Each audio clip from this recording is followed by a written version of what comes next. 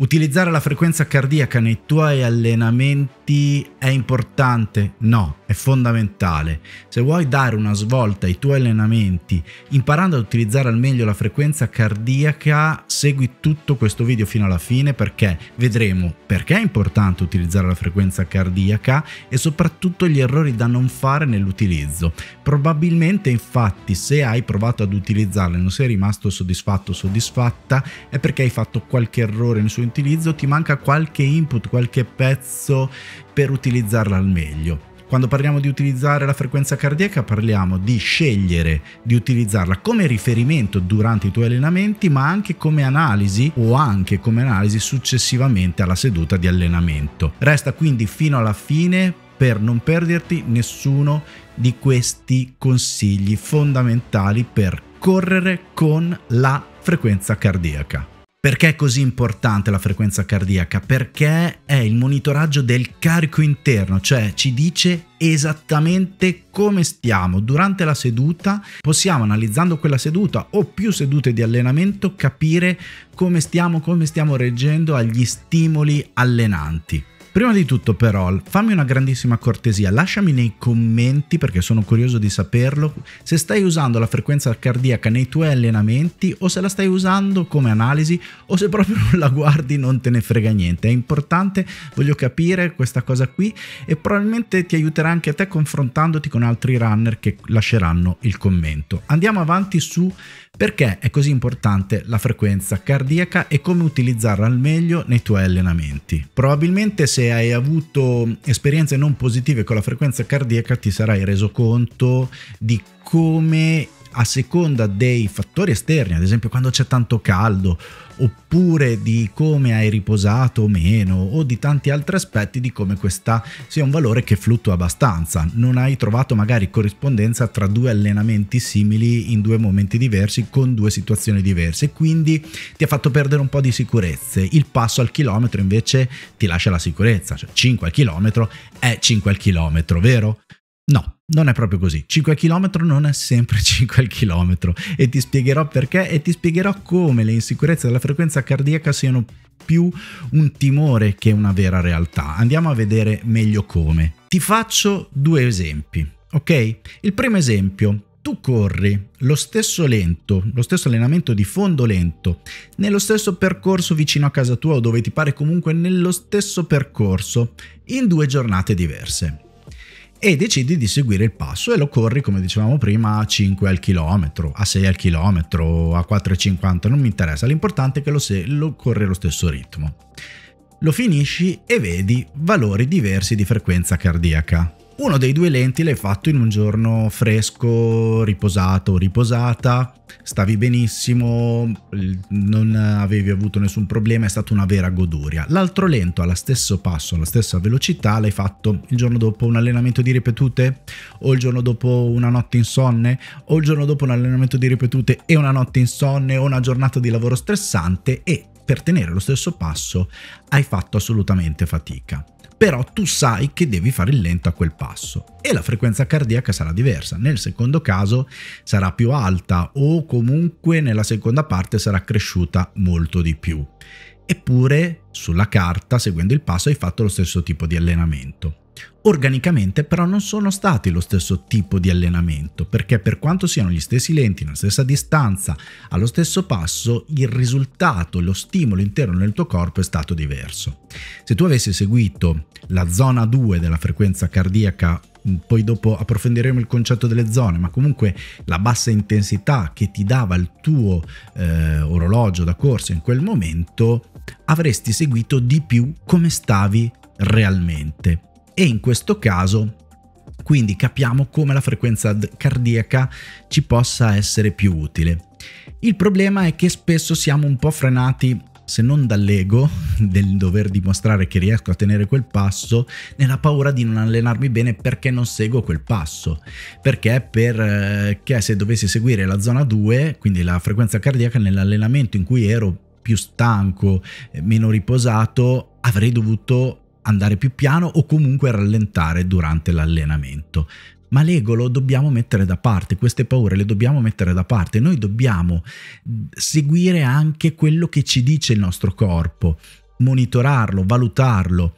L'allenamento è personalizzato anche in questo senso, cioè dobbiamo sentire come stiamo, senza spaventarci, senza aver paura ogni tanto di fare un po' fatica, ma siccome stiamo parlando di un fondo lento, ricordiamoci, un fondo lento più veloce non è quasi mai giusto, un fondo lento più lento che segue le sensazioni di fatica o la zona 2, quindi la frequenza cardiaca, è sicuramente un lento fatto bene.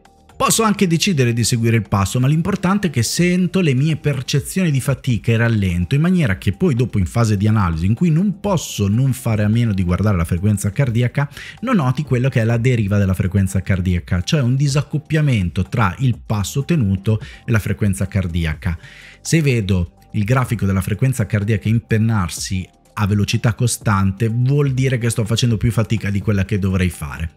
Se vuoi approfondire il concetto di deriva cardiaca, ti lascio qui il link al video in cui parlo proprio della deriva della frequenza cardiaca, concetto che sembra complicato ma in realtà non lo è, quindi ti invito a guardare il video, guardalo alla fine di questo. Avevamo detto che abbiamo due esempi. Il secondo esempio è: faccio due lenti, sono fresco e riposato allo stesso modo in questo caso, ma li faccio su due percorsi diversi. Uno, il mio solito percorso bello asfaltato, veloce, e l'altro un percorso sterrato, bello, forse anche più bello, lungo fiume, con un po' sconnesso, con qualche salitello ogni tanto, ma anche no.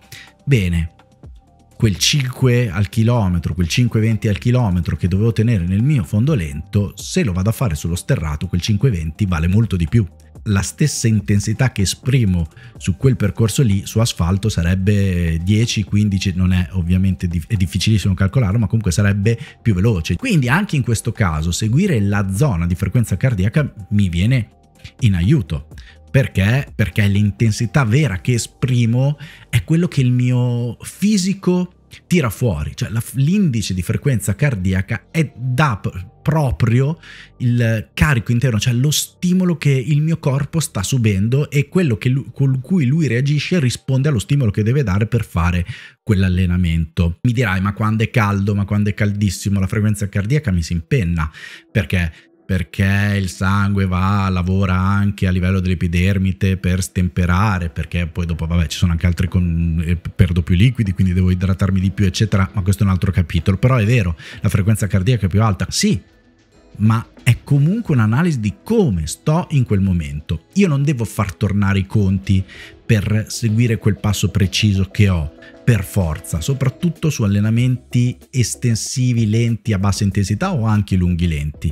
Io devo anche rispondere alle esigenze del mio corpo. Adesso vediamo quali sono gli errori che più spesso si fanno nell'utilizzare la frequenza cardiaca nell'allenamento. Correggendoli vedrai che i tuoi allenamenti miglioreranno utilizzando proprio la frequenza cardiaca. Ma prima ti chiedo, se ti sta piacendo questo video, lasciami un like e soprattutto, se non l'hai ancora fatto, iscriviti, subscribe sul canale. Perché così avrai tanti altri video come questo e aiuterai me a fare tanti altri video che, ti ricordo, vedi gratuitamente. Ma andiamo avanti. Allora, vediamo quali sono gli errori più grandi o i problemi, le criticità più grandi. Uno è frequenza cardiaca al polso o la fascia. Il polso ha dei limiti. Per quanto gli orologi stiano migliorando, ha dei limiti che sono: l'orologio non è ben stretto, non sta legato al polso. Poi andrebbe sistemato circa 2 dita sopra l'osso del polso, perché è un punto dove aderisce anche meglio. Poi dipende, ognuno di noi è diverso e riesce a prendere meglio il polso periferico,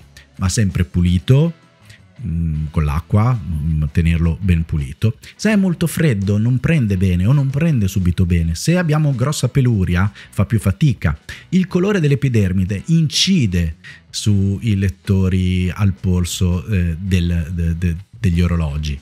Se ho un tatuaggio non prende, poi adesso non tutti hanno un tatuaggio in quel punto, però sono tutte cose che devo sapere. Quindi senza dubbio la fascia è molto molto più precisa. Devo dire che ci saranno alcuni di voi che dicono: ma io con l'orologio al polso, la frequenza mi trovo benissimo e preciso, anzi ho problemi con la fascia che si rompe spesso, a volte si sballa, la batteria si scarica, devo cambiarla, mi sono rotto di spendere tutti quei soldi, benissimo, e altri che dicono io non ci riesco, per tutti questi motivi che abbiamo detto qui. Questi fattori personali, fisici, incidono e come sulla percezione dell'orologio, oppure semplicemente lo mettevamo male, quindi questo è un aspetto da tenere in considerazione. L'altro errore, e qui ti riporto un video che ne parla, è anche la definizione della frequenza cardiaca massima. Spesso la imputiamo male nell'orologio. Mi è capitato con runner che alleno che mi dicono: no, ma io non l'ho neanche mai messa, perché è vero, molti orologi la stimano. La formula 220 meno l'età per gli uomini, 210 meno 0,7 per l'età, insomma tutte quelle formule lì funzionano per un buon campione della popolazione, ma non per tutti. Ad esempio per me no, che ho 198 di massima e purtroppo non ho 22 anni, ma conosco tanti runner per cui la formula non torna. Quindi test massimali, ma anche andatevi a prendere quando avete fatto una gara breve, avete sprintato sul finale, che frequenza cardiaca avete toccato, non avete mai toccato il 100%, ma non siete così lontani, insomma una stima più accurata della frequenza cardiaca massima mi aiuterà a definire meglio le zone, quindi non succederà che ad esempio se avete la frequenza cardiaca massima molto più alta di quella che calcola una formula, quando poi andate a definire la zona 2, quella lenta, vedete che fate i lenti sempre in zona 4, o viceversa, avete una frequenza cardiaca massima molto più alta e quindi i lenti li potete spingere di brutto perché la formula vi fa tornare alla zona 2 che in realtà è una zona 3. Insomma, sono tutti aspetti da tenere in considerazione. Oppure potete scegliere di utilizzare la frequenza cardiaca alla soglia, che è un po' più difficile da calcolare, ci sono dei test, alcuni orologi la stimano, anche qui vi lascio un video da guardare sempre alla fine di questo video che vi dice un po' di cose sulla differenza tra frequenza cardiaca massima e frequenza cardiaca alla soglia, quale scegliere per definire le zone. Ora, un consiglio per utilizzare la frequenza cardiaca mentre mi alleno: possiamo impostare negli orologi la frequenza cardiaca istantanea e potrebbe andare bene, detto che si sta dentro una zona, quindi un range ampio e se si corre bene non ci dovrebbero essere problemi, ma per non avere l'ansia, anzi toglietevela, perché poi vi fa salire la frequenza cardiaca di guardare continuamente l'orologio per vedere se siete in zona, detto che potete impostare gli allarmi se uscite fuori, ma se siete lì al limite buttate un occhio, rallentate, diventa un inferno quell'allenamento. Che cosa potete fare? Impostate la frequenza cardiaca media, ma media non per tutto l'allenamento, per dei segmenti. Si possono impostare gli autolap, oppure si possono proprio, sono tutte funzioni che si possono impostare negli orologi, e magari impostatela se non per il chilometro addirittura per i 500 metri. Ogni 500 metri l'orologio vi dirà quale frequenza, detto che al mentre correte si incrementa anche, cioè calcola sempre la frequenza cardiaca media che state tenendo per quell'intervallo lì, però voi guardatelo ogni 500 metri. E vi rendete conto se sta crescendo o meno. Se ovviamente varia di un pochino ma è ampiamente dentro la zona, continuate in maniera serena il vostro allenamento, altrimenti avete modo di rallentare un pochino. Vi dico anche, soprattutto se siete all'inizio di una ripresa dalla corsa o state iniziando a correre, ci sta che si impegni più facilmente, si ha quel fenomeno di deriva cardiaca, prendiamolo un po' anche con filosofia, va bene. Se uno fa una pausa di 30 secondi per abbassare il ritmo perché si era fatto prendere, è andato troppo veloce e si cammina, fisiologicamente dal punto di vista degli stimoli e degli allenamenti non cambia assolutamente nulla. Ho sentito dire da alcuni che invece cambia, no, non cambia nulla. Stiamo parlando di 30 secondi in 3/4 d'ora di allenamento. Di cosa stiamo parlando? Altro consiglio, riprendo il concetto che abbiamo parlato prima: non fatevi prendere dall'ego o dalla dire oddio sto facendo i lenti più piano, sto peggiorando. Non è così, non è così. Nei periodi di carico ci sta a essere più detto che tutto quello che vi capita nella vita privata, lavoro, riposo, mangiare, influisce sul vostro stato, non solo la frequenza cardiaca. La frequenza cardiaca è un semaforo, è un segnale di come state, ma questo influisce, quindi a maggior ragione è utile utilizzarla o analizzarla. È normale che in una fase di carico ci siano allenamenti più faticosi e più stanchi, dove quindi dover rallentare di più del solito. Prendetelo come un cacchio, sto lavorando, vuol dire che sto lavorando, vuol dire che ho degli stimoli, vuol dire che sto facendo un percorso. Non vi fatevi prendere dal mi è toccato fare un lento, 15 secondi più lento del solito, sto diventando una pippa. Non è assolutamente così. E a proposito di zone, in questo video vado a spiegarvi tutte le suddivisioni di zone, zona 3, in 3 zone, in 5 zone, in 7 zone, capire come fare e come allenarvi. Quindi guardatevi questo video e poi andate a recuperare anche tutti gli altri che vi ho segnalato durante questo video. Buon battiti di cuore a tutti!